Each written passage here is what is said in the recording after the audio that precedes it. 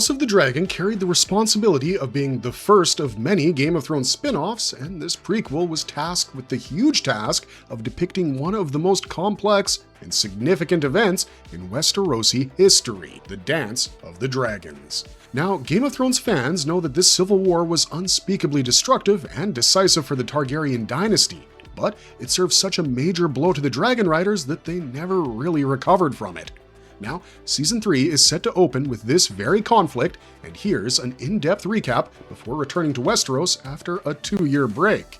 It's going to be a good one, so let's get into it. So, the first season of House of the Dragon took an elaborate view of the conflict. Let's start with a little history lesson. The show is set roughly between the years 110 and 135 AC, but if we think about the actual story, it goes back to 101 AC, which is some 200 years before the events of Game of Thrones. Now, that's when we would get some real context. In the prologue for House of the Dragon, we saw the Great Council of 101 AC, where all the nobles of Westeros were gathered at Harrenhal. The reason? To debate on the succession of King Jaehaerys I. You see, Jaehaerys was a beloved ruler of Westeros, but had bad luck when it came to children, as in he couldn't keep them alive. And of course, that led to the issue of an unsettled succession, so Jaehaerys, being the nobleman he was, called upon the suggestions of the Seven Kingdoms as to who would be the best person to succeed him. Among the 14 contenders, 2 names rose to the top. 1, his grandson, Prince Viserys Targaryen, and 2,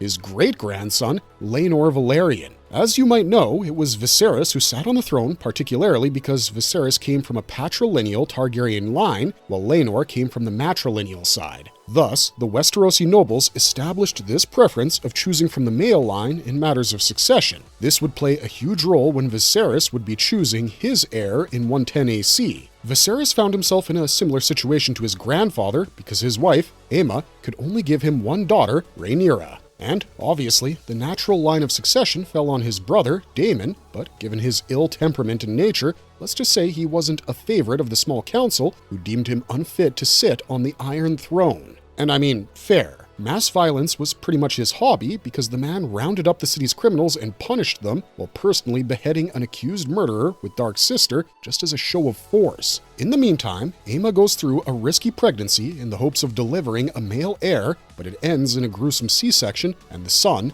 Balon, sadly dies after just a day. Daemon thought it would be great to crack the joke Balon was heir for one day in such a grim situation, which led to him being cast out of King's Landing by Viserys and him choosing Rhaenyra as his true heir, not paying heed to the laws of primogeniture. Rhaenys, who was Viserys' first cousin, was also in the line of succession, but after Rhaenyra became the named heir, she came to be known as the Queen Who Never Was, which strained her relationship with Viserys and Rhaenys. Having chosen Rhaenyra, Viserys also shared a piece of information, something which would go on to become the very basis of the Civil War. Turns out, Aegon the Conqueror didn't invade Westeros just because it was ripe for acquiring. Rather, he did so having experienced a vision that cold and death would one day come sliding down from the north. That would completely wipe away mankind unless there was a strong Targaryen king who could unite the continent to fight it.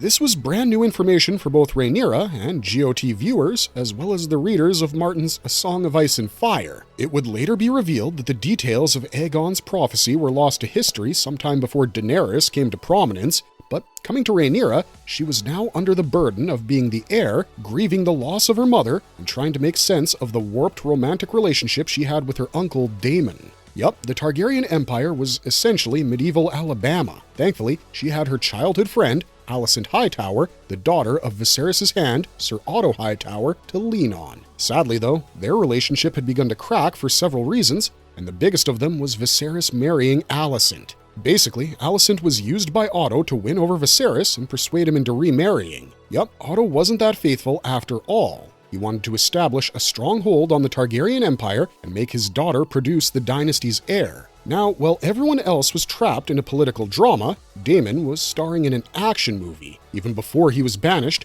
Daemon was trouble incarnate. He couldn't accept defeat from Sir Criston Cole during the heirs tournament, he kept a mistress, Mysaria, while being married, and had this deep sexual tension with Rhaenyra.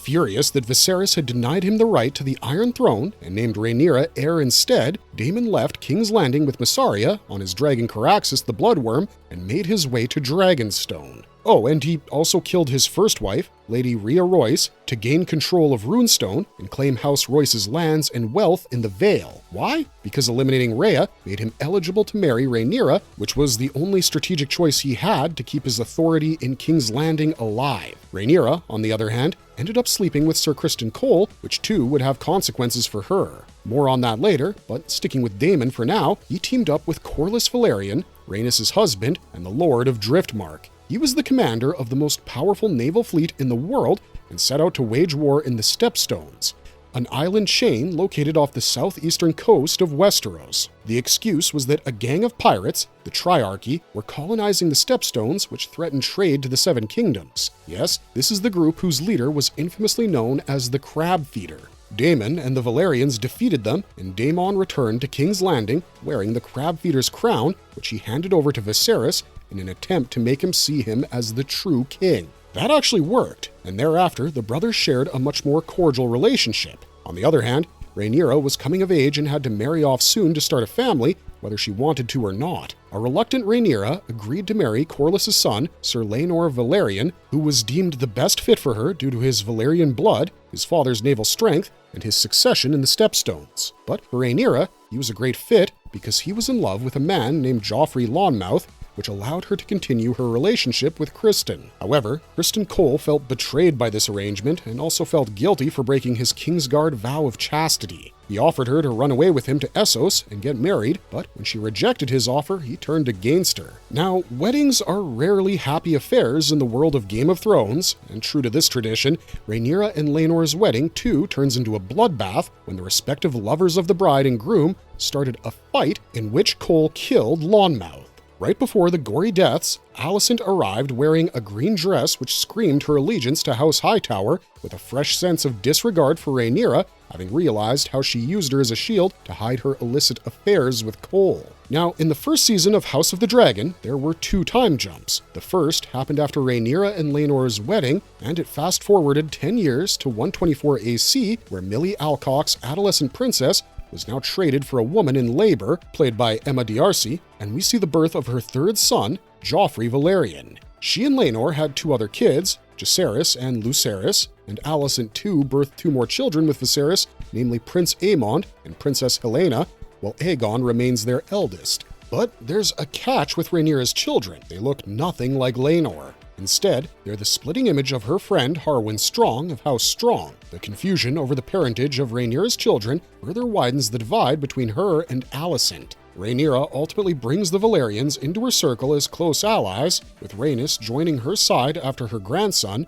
Prince Jacaerys Velaryon, is named Lord of Dragonstone. Alicent, on the other hand, added Harwin's brother, Larys Strong, to her ranks as Master of Whisperers. Larys later killed his brother and his father, Lionel, by setting fire to their home at Harrenhal. Daemon too settled with Laena Velaryon, Rhaenyra's sister-in-law, after he was forbidden from marrying Rhaenyra, and the two actually worked pretty well. They had 2 daughters, Rhaena and Baela, and the family traveled around the free cities of Essos, becoming the honored guests of many rich men. However, Laena died in childbirth, causing the Targaryens and Velaryons to arrive at Driftmark for her funeral, and a lot happened during that weekend. For starters, a fight between Rhaenyra's and Alicent's children ended with Aemond losing his left eye, while Aemond secretly claimed Laena's dragon, Vhagar, becoming the rider of the oldest and largest dragon in the world. Meanwhile, Rhaenyra, Daemon, and Laenor conspired to fake Laenor's death so he could escape to the free cities with his lover, Carl Corey. Just days later, amid all the chaos, Rhaenyra and Daemon finally elope and get married. Cut to the second time jump, which occurs around episode 8 and takes us forward another 6 years.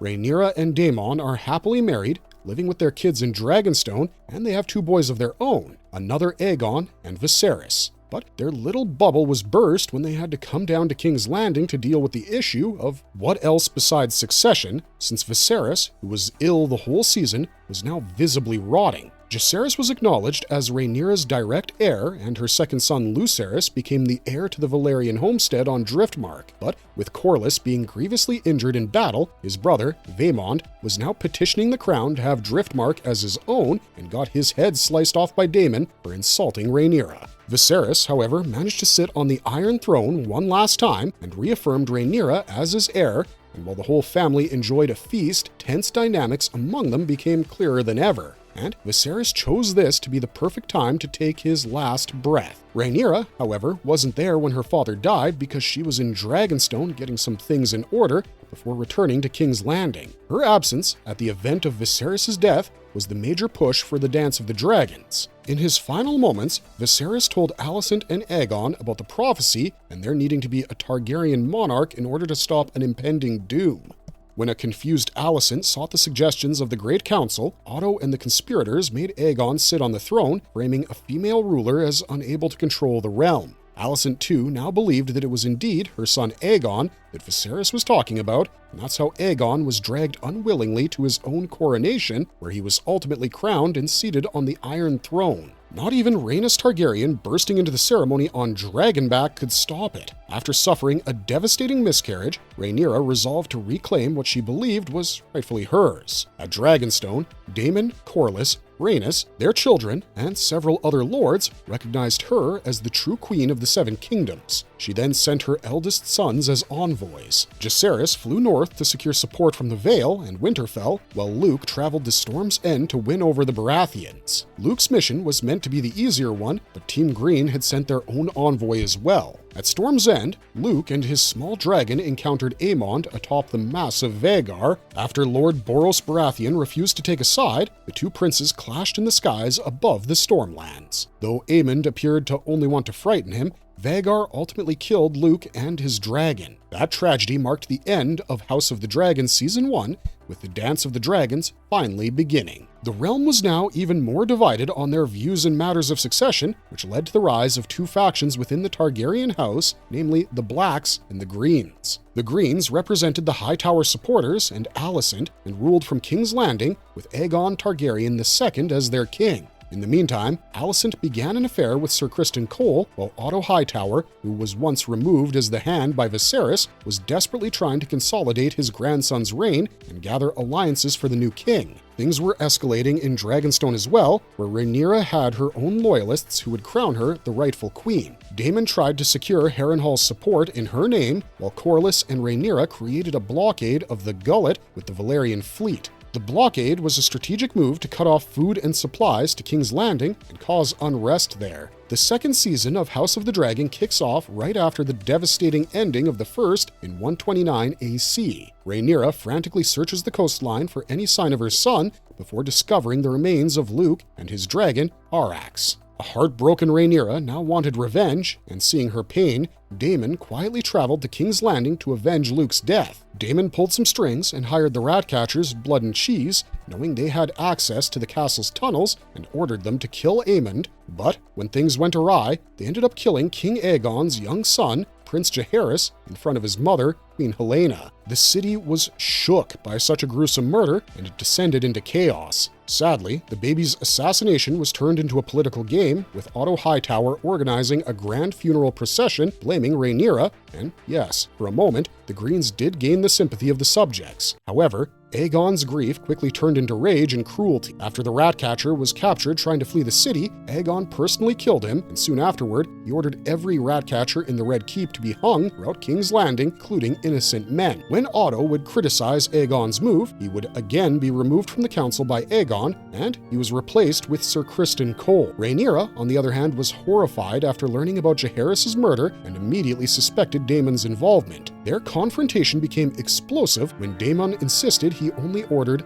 a son for his son and never intended for a child to die. but Rhaenyra no longer trusted him. Furious, Daemon left Dragonstone on Caraxes and headed for Harrenhal. Honestly, Daemon's time at Harrenhal was a little monotonous, but he acquired the castle without much resistance, but him being haunted by the ghosts of his past and having visions didn't really hit the spot. Anyways, Rhaenyra now understood that the realm would break into a full-scale war and tried her best to avoid it, which is where Daemon's former mistress, Mysaria, entered the picture. With her help, Rhaenyra snuck into King's Landing disguised as a septa to meet Alicent in the Great Sept of Baelor. During this conversation, Rhaenyra realized Alicent misunderstood King Viserys' dying words because Viserys had spoken about Aegon, prophecy known as the Song of Ice and Fire, referred to Aegon the Conqueror, not Alicent's son, Aegon the First. Alicent too slowly understood that she may have helped start a war based on a misunderstanding. However, they both knew that it was already too late to stop the conflict. Daemon tried to unite the Riverlands behind Rhaenyra and authorized House Blackwood to attack House Bracken. The violence quickly turned into atrocities, causing many Riverlords to distrust Daemon instead of supporting him. Meanwhile, Criston Cole began leading green armies across Westeros.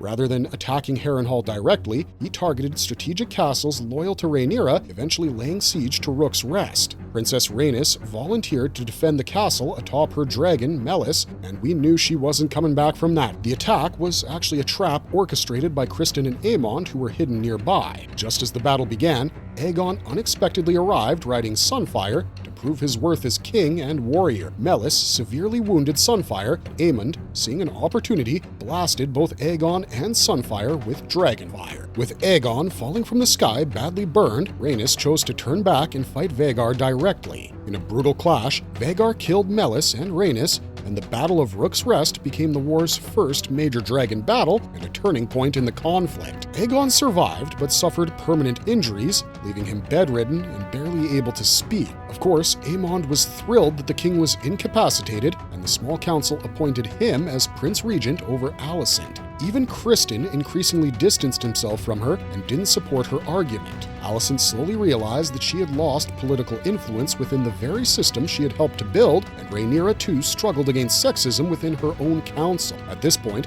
Mysaria became one of Rhaenyra's closest and most trusted advisors, and the two women gradually developed a deeper emotional connection. Mysaria then helped turn public opinion against the Greens by secretly sending food ships into the starving city under Rhaenyra's banner. Rhaenyra then appointed Corlys as the Hand of the Queen after Rhaenys' death. Rhaenyra was now looking for more dragon riders, and Corlys' illegitimate son, Adam, became an unexpected hero who was chosen as a rider by Seasmoke. She then brought in more Targaryen bastards from King's Landing in a process known as the Red Sowing. One of them, Hugh, managed to bond with Vermithor, one of the largest dragons. Another man, Ulf, was able to ride Silverwood. With 3 new dragon riders, the Blacks now got a major military advantage, and Aemond realized the shift in power. Coming to the envoys she sent, Jacaerys successfully secured House Stark's allegiance in the north, while Daemon understood the larger destiny of House Targaryen and the threat that would one day come from the north through prophecies and hallucinations at Harrenhal. Eventually, Daemon fully recommitted himself to Rhaenyra's cause